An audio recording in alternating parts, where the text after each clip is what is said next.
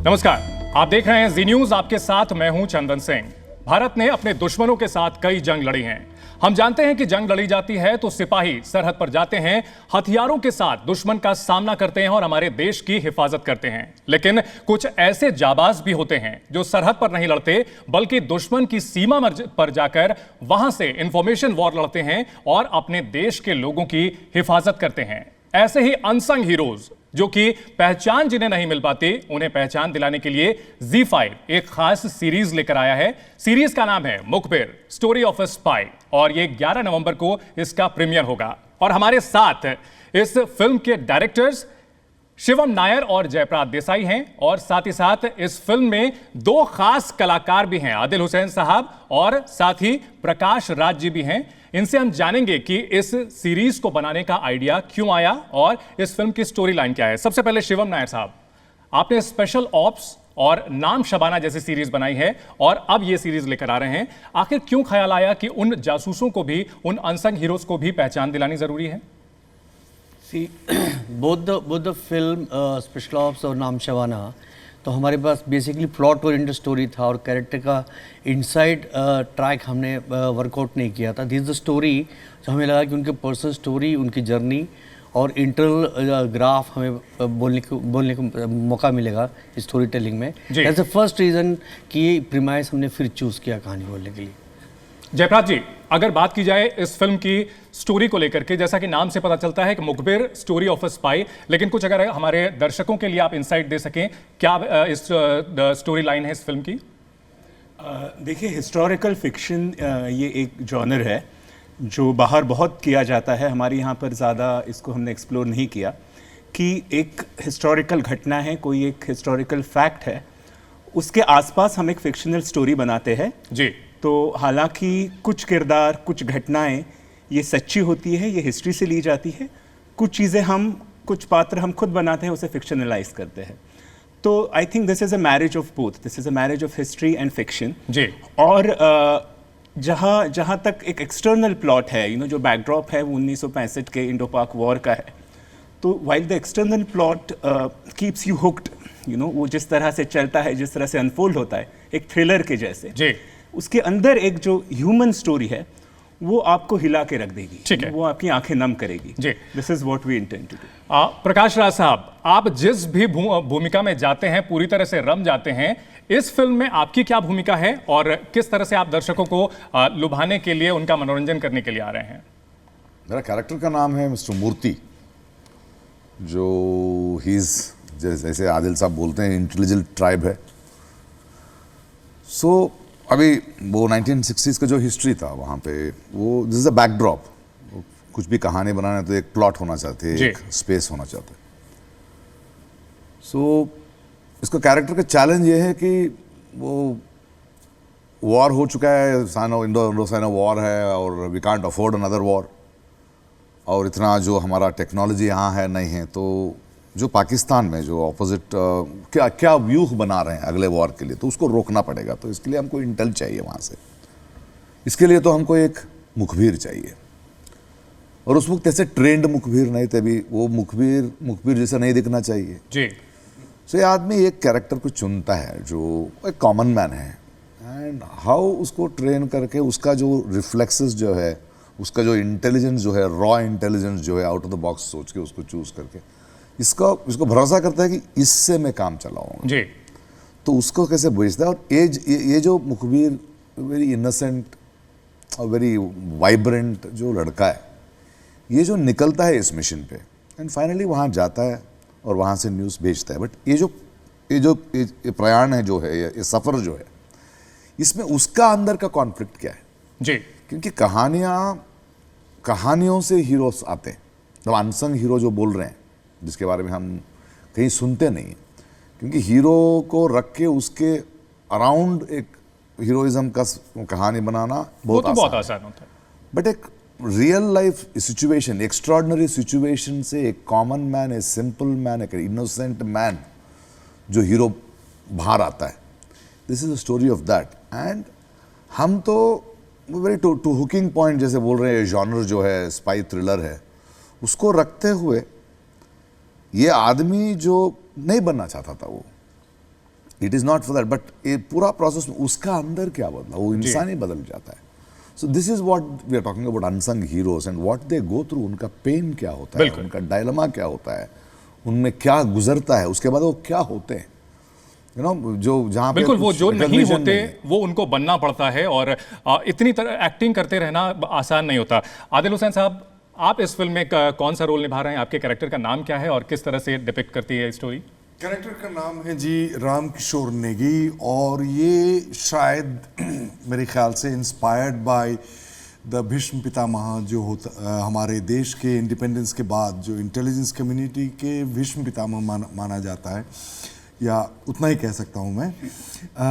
उनके द्वारा अनुप्राणित है, ऐसा नहीं कि वो फिक्शियस है, उनके द्वारा अनुप्राणित है, जो एक ऐसे मिशन के लिए भारतवर्ष को प्रोटेक्ट करने के लिए उस समय, जैसे प्रकाश जी ने कहा कि हमारे पास साधन नहीं था इकोनॉमिकली, अर्थनैतिक हिसाब से हम बहुत ही पीछे उभर रहे थे तब, तो कैसे एक इस किस्म के मैग्नीट्यूड के, इस किस्म के एक स्टेक को हम कैसे भारत को हम किसी शत्रु देश से कैसे प्रोटेक्ट कर सके, कैसे बचा सके, तो उसको एक मास्टरमाइंड के तरफ से, जिनका रिस्पॉन्सिबिलिटी मैं नहीं लेता हूं, मैं किसी को बांट देता हूं. So I am very good in delegating stories. जो मैंने उनको कहा कि तुम करो तो करना पड़ेगा. शिवम नायर, अगर इस स्टोरी की बात की जाए तो इसका आइडिया कहाँ से आया, प्रिपरेशन कैसे की, बुक्स पढ़ी आपने, आर्काइव देखी, किस तरह से, क्योंकि इस तरह की स्टोरीज के लिए तो बहुत रिसर्च करनी पड़ती होगी.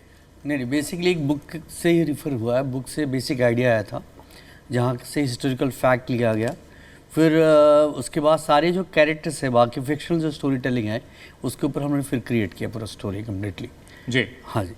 जयप्रद, अगर बात की जाए इस फिल्म के एक्टर के बारे में, तो बहुत ही यंग से एक्टर हैं ज़ैन खान दुर्रानी. उनके चेहरे पर काफ़ी इनोसेंस भी दिखती है. किस तरह से उनके कैरेक्टर को आप लोगों ने गढ़ा है? जब पाकिस्तान जाता है, पाकिस्तान से जाकर के वहाँ से इंफॉर्मेशन निकालता है, तो एक कैरेक्टर्स कैसे तय किए गए? नहीं, जैसे कि प्रकाश सर ने कहा कि ये जो स्पाई होता है बहुत अनअज्यूमिंग सा होता है. वो अपने फेसेस बदलते रहता है, गिरगिट की तरह अपने रूप बदलते रहता है. आप और अपने he thinks on his feet. उसको पता नहीं किस सिचुएशन में ही विल लैंड हिमसेल्फ, तो उसे वहीं से कुछ आइडिया निकाल कर he has to face the situation. हमें ऐसा लगा कि अगर एक नया एक्टर हो तो उसके साथ कोई बैगेज नहीं है, उसकी कोई इमेज नहीं है पहले से. वो हमारे लिए ही is like a chameleon, he can be the face that we want him to be. और बहुत ही बढ़िया एक्टर है ज़ैन खान दुर्रानी, बहुत ही मंझे हुए कलाकार है, बहुत नए हैं, लेकिन and the growth trajectory that he has had while shooting this has been amazing. जी, अगर बात की जाए प्रकाश जी, आप एक्टर, आपने जिन जॉनर्स में काम किया है, कोई भी जॉनर मुझे नहीं लगता बचा हुआ है. कॉमेडी हो, नेगेटिव शेड हो, या फिर कैरेक्टर रोल्स हो, जिसमें भी आप घुसते हैं पूरी तरह से रम जाते हैं. ये कितना चैलेंजिंग था ये रोल आपके लिए? ये चैलेंजिंग से ज़्यादा बहुत इंटरेस्टिंग था, और ऐसे जॉनर में काम नहीं किया था. जैसे देखो, ये एक्टिंग के नहीं, ये कहानी जो है, एज द डायरेक्टर डिस्कस कर रहे थे, एक इनोसेंस था उस पीरियड में. ये वॉर के बारे में नहीं बात करता है, वो टॉक्स अबाउट कैरेक्टर्स, एंड जो वो मूर्ति जो है, so I had to unlearn a lot of things. All my other things I had to unlearn because to live that role, क्योंकि उस सफ़र में मुझे भी गुजरना है. So what happens at that period of 1960-65 में, हाल कैसा है देश का, हमारा इक्विपमेंट्स कितना है, हमको क्या क्या what are the things we have, और इंटेलिजेंस से काम करना है, तो उसका क्या कंसर्न है देश के ऊपर. बहुत नया, एक डिफरेंट ही पर्सनालिटी था वो. उसके लिए I did not come up with any homework, क्योंकि वो जो ये लोग fiction character, slice of life का कैरेक्टर बनाए थे, शिवम जी and the writers in the team, it was so एक नया आदमी से मिला मैंने, and I enjoy Murthy because I started loving him a lot and being him, and उसकी नज़र से उस पीरियड का हमारा देश जो था, उस पीरियड का कमिटमेंट जो था, इनोसेंस जो था, इंटेलिजेंस जो था, एंड एंड वो विजन जो था, वो सब मुझे समझने लगा मैंने. बिकॉज वो उस पीरियड में जो लोग सोचे, उसी के वजह से अगला जनरेशन, हम अभी भी वेरी सेफ एंड साउंड है इस देश बिल्कुल में। बिल्कुल। Those are the unsung heroes and वो क्या क्या होता है उनकी सर में, उनका उनका उनका पर्सनल लाइफ कैसा था, उनका खाना कैसा था, उनका बीवी और उसका रिश्ता कैसा था, एंड जो एक उसको कुछ काम पे चुना लिया, एक मुखबिर को छोड़ दिया, और जब वो आके सवाल पूछता है इन द एंड ना, मुझे क्या बना दिया आपने, तो द होल प्रोसेस, इसका भी अंदर भी गिल्ट है, बट क्या करता है, but we have to go through it. एक 10,000 लोगों को बचाना है तो 2 लोगों तो खोना पड़ता है। जी। तो what are they made of, you know. एक शब्द एंड का उससे इस्तेमाल, मैं भी बहुत सारा सीख लिया भी मेरा जिंदगी में उस कैरेक्टर से। जी, एक शब्द का इस्तेमाल किया गया कि अगर वो डिस्पेंसिबल है तो शायद आपके कैरेक्टर ने उस शब्द का इस्तेमाल किया था, डिस्पेंसिबल।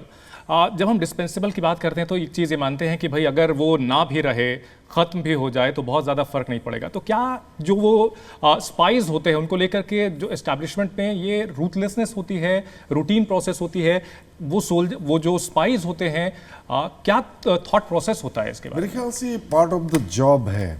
जैसे एक कमांडर या एक मिलिट्री के जो टॉप कमांड है, वो लोग भेजते हैं सरहद पार, यू नो, इनको सोल्जर्स को, सो उनको पता चल जाता है कि कुछ तो वापस नहीं आएंगे, part of the job, and because there is something greater is being protected. उससे जो उनका मकसद है वो बहुत ही बड़ा मकसद है। जैसे प्रकाश जी ने अभी कहा कि मकसद के वजह से छोटा मोटा या 4-5 या बहुत सारे लोग मारे जाते हैं। वो इस किस्म के कमिटमेंट के लिए और इस किस्म के मकसद को बरकरार रखने के लिए मेरे ख्याल से आपके अंदर बहुत ही करेज और साहस और हिम्मत और देश के प्रति आपका जो प्रेम है वो बहुत हाई क्वालिटी की होनी चाहिए, और जो है, और रात को सो भी पाना पड़ेगा उसके बाद किसी को भेज के ना। आप भेज रहे हो किसी को, आपको मालूम है कि नहीं बचेगा, लेकिन वो मानते नहीं है, मूर्ति नहीं मानते। मैं जब कहता हूँ कि तो आप लोगों के किरदार के बीच कहीं लड़ाई भी होती है, कॉन्फ्लिक्ट भी होती है? बिल्कुल है, बहुत कुछ है। तो आपके हिसाब से कौन सा किरदार, नेगी साहब का किरदार दमदार है या मूर्ति साहब का किरदार दमदार? आपको तो ये देखने से पता चलेगा सर। वो छोड़ो, but moreover I want to talk larger perspective of मुखबिर। जब हम अनसंग हीरो बोलते हैं, प्रॉब्ली ये शो देखने के बाद ये सिर्फ ये प्लॉट है, ये इंडिया पाकिस्तान है, एक मुखबिर आर्मी है, but unsung heroes we have stopped respecting people's work. Unsung hero एक फार्मर हो सकता है, एक टीचर हो सकता है, एक जर्नलिस्ट हो सकता है, you know, anybody who cleans, who drives a train हो सकता है, ड्राइव्स अ फ्लाइट हो सकता है। Of course. So on a larger perspective ऐसा ह्यूमन स्टोरी है, ऐसा टैंजिबल ह्यूमन स्टोरी है कि आप सोचने लगते हैं, you will start thinking that you know what, who actually runs this country. जब आज हम पेट्रियाटिज्म पे बात करते हैं, अब patriotism can be expressed in different ways. Everybody in this country are patriots. So we will start respecting the unsung heroes, what they go through, and I think it is a very very human story. That's why इसलिए मैंने बोला ये slice of life है जी।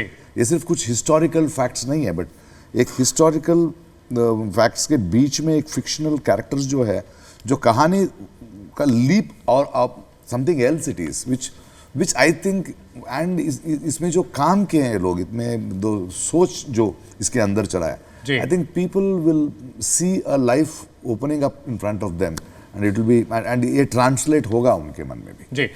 शिवम जी, अगर बात की जाए इस तरह की मूवी जब आप बनाते हैं, बैकड्रॉप लेते हैं वॉर का या वॉर लाइक सिचुएशन का, तो क्या किसी तरह का दबाव भी रहता है कि हमें जो है परमिशन लेनी पड़ेगी, कोई गाइडलाइन होती है कि एक सीमा तक ही हम जो है अपनी क्रिएटिव फ्रीडम ले सकते हैं? कि बहुत सारी चीज़ें रिसर्च में रहते हैं। रिसर्च में ये होता है कि जो ऑथेंटिसिटी रहे वहाँ पर हम कहीं गलत ना जाए। बट ह्यूमन स्टोरी जब हम बोलते हैं, हमारी एक अपनी जर्नी, एक अपना अंडरस्टैंडिंग है ह्यूमन को लेके, और एक वॉइस है स्टोरी टेलिंग में, वॉइस लेके आने के लिए स्टोरी बोलते हैं, राइट। तो बहुत सारी सीरीज़ बनते हैं, बहुत सारी वेब सीरीज़ बन रहे हैं। तो हमारा अप्रोच था ये स्टोरी बोलने में, क्या मतलब इंडिया पाकिस्तान स्पाई, ये सब तो स्पाई थ्रिलर काफ़ी बन रहे हैं, तो कैसे डिफ्रेंशिएट होगा। तो हमारे पास एक सेंट्रल कैरेक्टर था मुखबिर, जिसको मुखबिर बना है, उसकी पूरी जर्नी है। उस जर्नी आप देखेंगे ना, तो जर्नी में सारी लेयर, बिल्कुल ऑल अदर कैरेक्टर ऑल्सो, जो भी आसपास कैरेक्टर्स हैं, सबका एक आर्क है, और एक्सटर्नल प्लॉट अपनी जगह पे है, बट इनकी इंटरनल जर्नी चल रहा है स्टोरी के अंदर। आपको कभी वो ग्रे और हिलता हुआ हर शेड आता हुआ दिखेगा आपको। ह्यूमन वही है, सिचुएशन रिएक्ट करता रहेगा, बट कुछ कैरेक्टर्स है, जब प्रकाश जी कैरेक्टर है और जैसे आदिल साहब का कैरेक्टर, कुछ कैरेक्टर्स है एक प्रोफेशनली एक एथिक्स के साथ खड़े हैं, उस बिलीफ के साथ खड़े हैं, प्लस उनके पर्सनल लाइफ ये सबका, बिल्कुल। राइट, कितना सेक्रीफाइस करना पड़ता है उनको। तो उस लेवल पे काफ़ी वो सारा जो एलिमेंट है वो हमारे राइटर्स को जो टीम है जब स्टोरी बना रहे थे, सारे 5-6 लोग उसमें थे इन्वॉल्व और सारे मिल के डेवलप करें उस पॉइंट पर, तो वो बिल्कुल ध्यान रखे करा ठीक गया। है। सर, अगर आप प्रकाश जी, आपने अभी बात की कि अनसंग हीरोज की हम बात करते हैं, इस फिल्म में बार बार शास्त्री जी का किरदार भी दिखता है। हम नेहरू जी की बात करते हैं, इंदिरा जी की बात करते हैं, फिलहाल के दिनों में मोदी जी की बात करते हैं, मनमोहन जी की बात करते हैं। क्या एक अनसंग पीएम रहेगा शास्त्री जी, जिनके बारे में बहुत ज्यादा चर्चा नहीं होती है, जबकि उन्होंने भारत को आजाद भारत को पहली लड़ाई उन्होंने जिताई, इसके अलावा जय जवान जय किसान की बात भी की, तो अनसंग पीएम रहेगा वो? Let us don't look at it politically, it's right. Unsung hero Shastri ji भी बन सकते हैं, आपकी माँ भी बन सकते हैं, हमारा बाप भी बन सकता है, हमारा टीचर भी बन सकता है। The point is the concept of an unsung hero, not about single people. It's not about Shastri ji और मोदी जी और somebody else. It is not that. It's not about a cricketer. वो ह्यूमन स्टोरी है, इंसान की स्टोरी है। इंसान जो अनसंग होता है, उनका काम, और वो जो अनसंग हीरोज लोगों का सैक्रिफाइस क्या होता है, कितने बदलते हैं, कितने खोते हैं। So we should look at it that way. जी। आदिल साहब, अगर बात की जाए हाल के दिनों में कलाकारों को लेकर के, कहा जाता है कि कलाकारों को हर मुद्दे पर नहीं बोलना चाहिए। देश में अलग अलग मुद्दे चल रहे होते हैं, पॉलिटिकल होते हैं, सोशल होते हैं, कलाकारों को उसमें अगर बड़े कलाकार उस पर अपनी राय रखते हैं तो कई बार बाइकआउट की कॉल दी जाती है। इसको लेकर के क्या आपका टेक है? मेरे ख्याल से it's a very individual perspective, बहुत ही अपने व्यक्तिगत चीज़ें हैं। कला मैं किस लिए प्रैक्टिस करता हूँ वो ये है कि आर्ट का जो डेफिनेशन है मेरे लिए कला का, कि ऐसा एक प्रैक्टिस है, अभ्यास है, जिसके वजह से दो ऑपोजिट व्यूज़ के लोग हम एक साथ बैठ के बात कर सकते हैं। जी। कला का मेरे लिए ये परिभाषा है।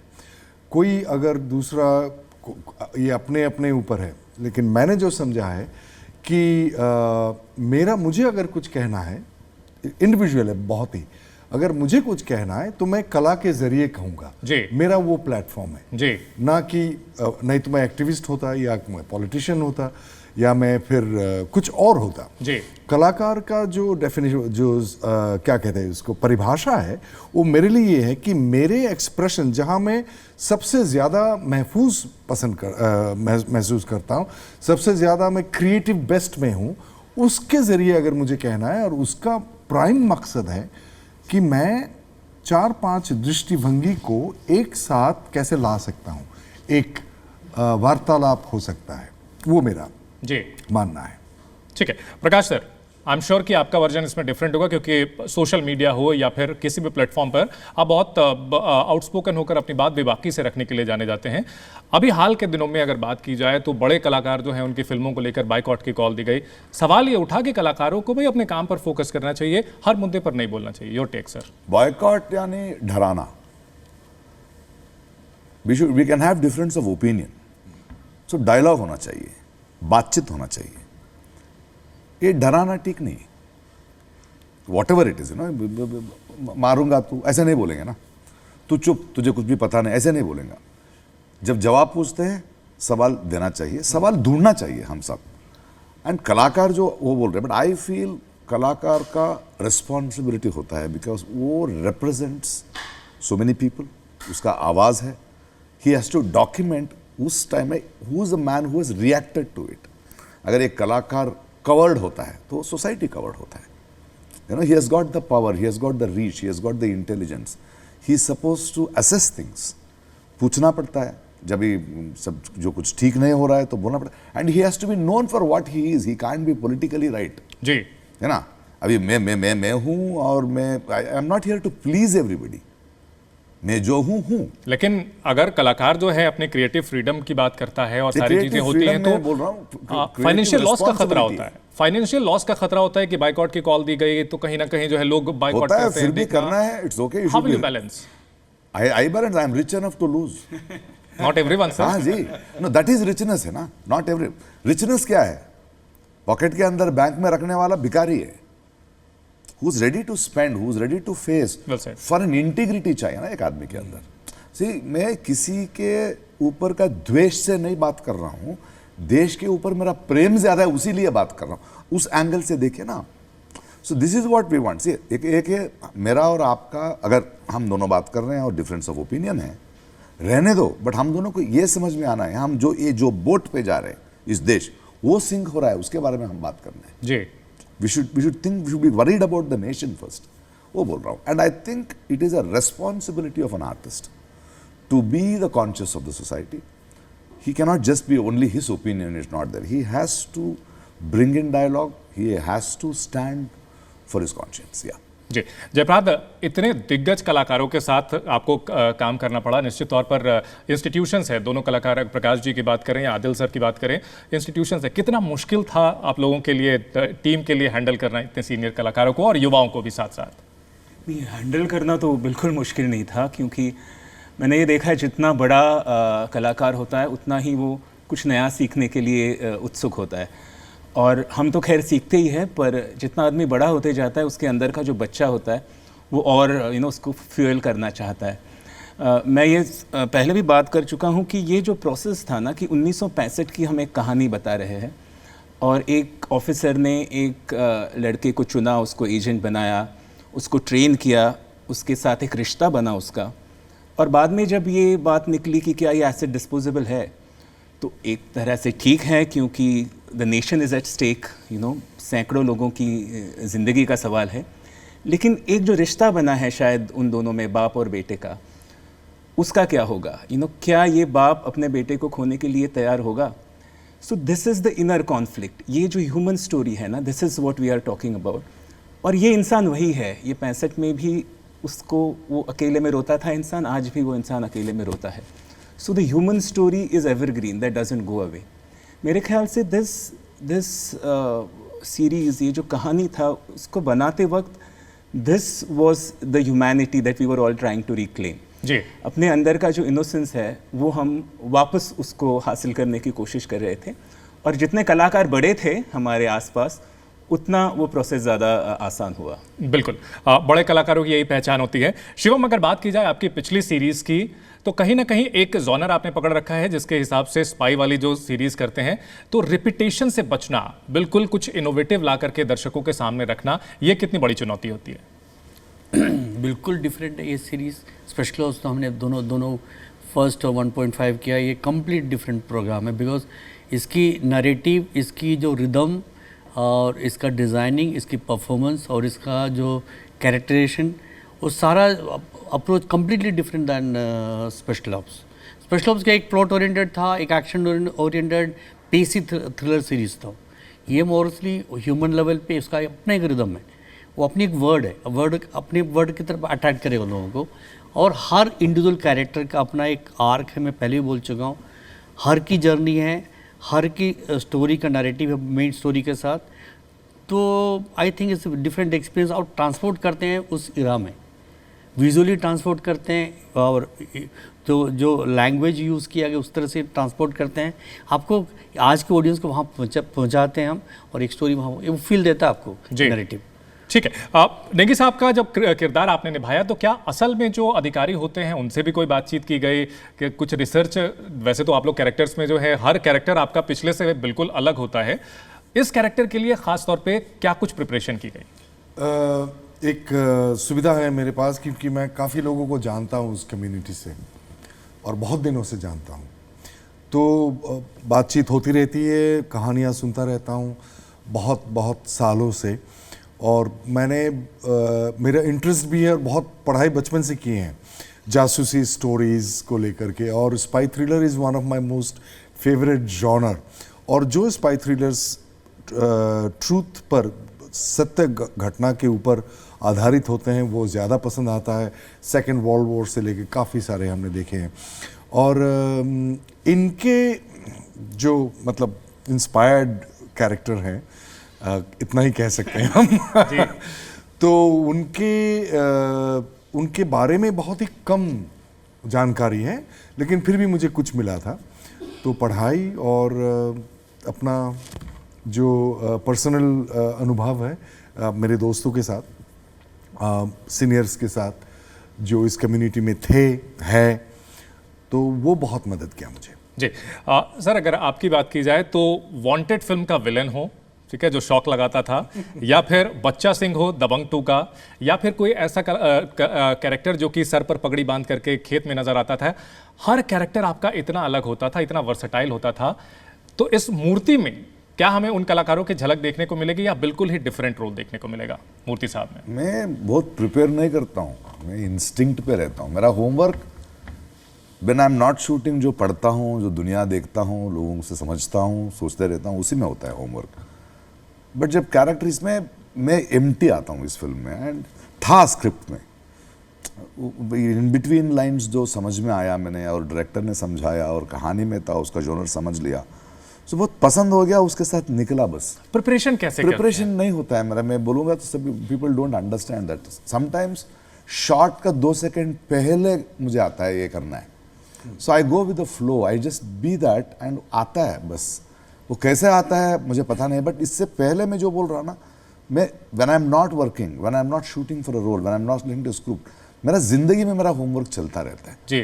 एंड इट इज इसीलिए at that point of I उसको उसका मीनिंग मैं पकड़ता हूँ, उसको ऐसा करना है, और समथिंग इज देयर, और somebody very honest directors like Shivam बोलते हैं तो मुझे ये चाहिए तो उसे पकड़ लेता हूँ मैं वहाँ से। And I think my major inspiration was Shivam himself. I think Shivam पहला बार बोल रहा हूँ आज मैं अभी बोल रहा हूँ, मैं इसी को कॉपी किया। Surprisingly he doesn't know about it, I had not told anybody about this. ये जस्ट आज बता रहे हैं, सरप्राइजिंग शूटिंग में 2 सरप्राइज मुझे मिले, एक प्रकाश जी और आदिल जी दोनों से। प्रकाश जी सेट पे आए और प्रकाश जी हर जगह पे शॉट पे नहीं तो पीछे खड़े, वहाँ खड़े। मैं पूछता हूँ आप यहाँ क्यों, मैं सुनना चाहता हूँ क्या हो रहा है, क्या कन्फ्यूजन चल रहा है तुम लोग। मैं बोला यार अजीब एक्टर है ये तो, हर जगह घूम रहे हो, शॉट के जगह हमारे पीछे, यूनिट के पीछे, हर जगह पे। फर्स्ट डे हमारी यूनिट के अंदर क्या चल रहा, हर डिटेल इनके पास है, कौन क्या है, कितने यूनिट मेंबर्स है, कौन क्या कर रहा है। बट शॉट के टाइम, जो पर्टिकुलर शॉट के time, that is a different man. Shot खत्म, फिर अलग बात बंदा। अच्छा उसमें क्या हो गया, जो बाकी जो नॉइस हो रहा है ना, वो नॉइस ऐसे ही है शूटिंग में जी, सारा यूनिट का। आदिल साहब आए, मैं आपको पता नहीं, वो बताता हूँ। आदिल साहब ने कोई काम नहीं किया, पहले बार किए, तो सेट इसी नॉइस पे था वो रात। तो ये भी नॉइस का पार्ट बन जाते हैं ना, ये शॉर्ट के टाइम नॉइस हो रहा था, और हमारे असिस्टेंट ने चिल्लाया, कोई स्क्रीम किया, तो इनकी एंट्री देखा और इन्होंने कुछ बोला, ऐसा देखा ना, मुझे लगा ये डिफरेंट पर्सन है, इनके साथ ये नहीं चलेगा। I told the assistant director one, boss keep silence. 3 दिन ये शूट पे है हमारे साथ, मतलब ये जब रहे ना सेट पे, सिचुएशन पूरा बदल दो, कंप्लीट बी साइलेंस। 3 दिन उन्होंने शूट करा, और मतलब ग्रेट एक्सपीरियंस 3 दिन का। तो 2 डिफरेंट एक्टर, उनका एक अलग तरह का प्रिपरेशन है, इनका बिल्कुल अलग है।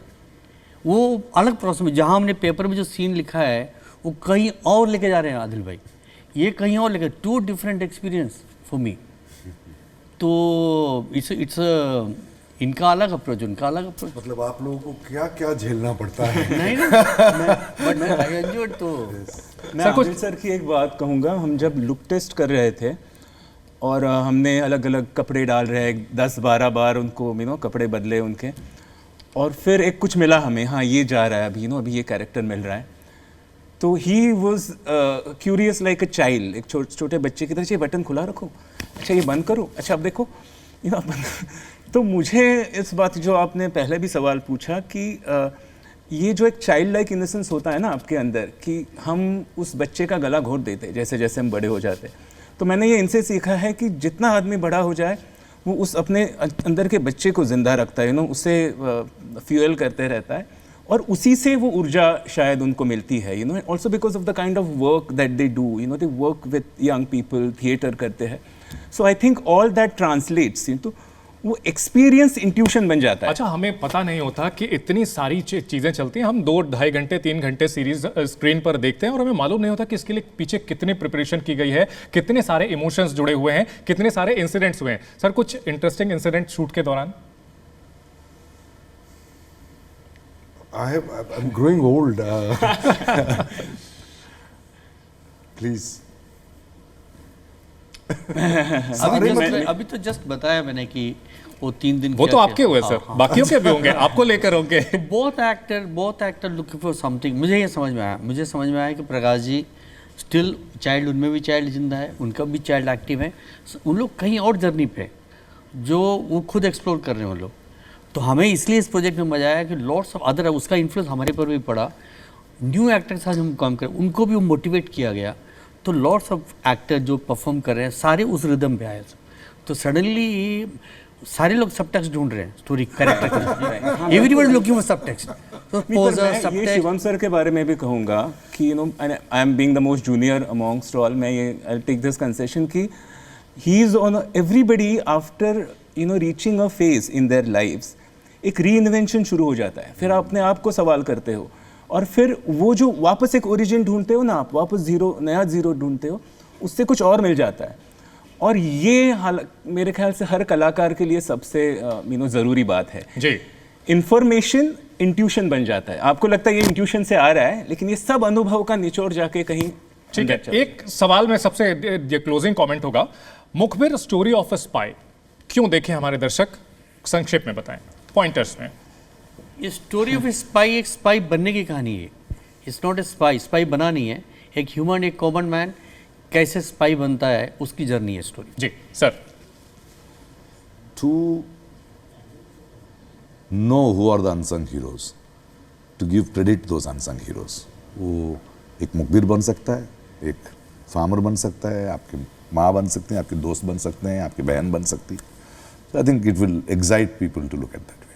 बिल्कुल, लोगों को एक्साइट करेगी। जयप्रद। एक रोमांचक spy thriller which will keep you hooked, जो आपको आपकी सीट के एज पे रखेगा, और देखते देखते जो उसकी अंदरूनी ह्यूमन स्टोरी है वो आपको हिला के रख देगी। It will move you from inside. जी सर। आई थिंक जो मुझे मिला है अभी तक देख के कि ऐसा एक स्टाइल ऑफ नैरेटिव, जिस तरीके से प्रोडक्शन क्वालिटी लाया गया है, actors have done amazing job, and I think director साहब दोनों शिवम जी एंड जयप्रद जी जैसे उसको बुना है, I think it will keep you there, like you will be waiting for the next episode to come. बिल्कुल, तो फिलहाल हम इंतजार करेंगे 11 नवंबर का, जब ये प्रीमियर होगी ZEE5 पर, और ऐसी पावर पैक्ड स्टार कास्ट के साथ और ऐसे विजनरी डायरेक्टर्स के साथ हमें पूरी उम्मीद है कि मुखबिर स्टोरी ऑफ अ स्पाई एक सुपर हिट सीरीज साबित होगी। बहुत शुक्रिया शिवम जी आपका, प्रकाश सर आपका, जयप्रद जी, आदिल जी, थैंक यू। तो हमारी खास पेशकश में फिलहाल इतना ही। आप बने रहिए जी न्यूज के साथ।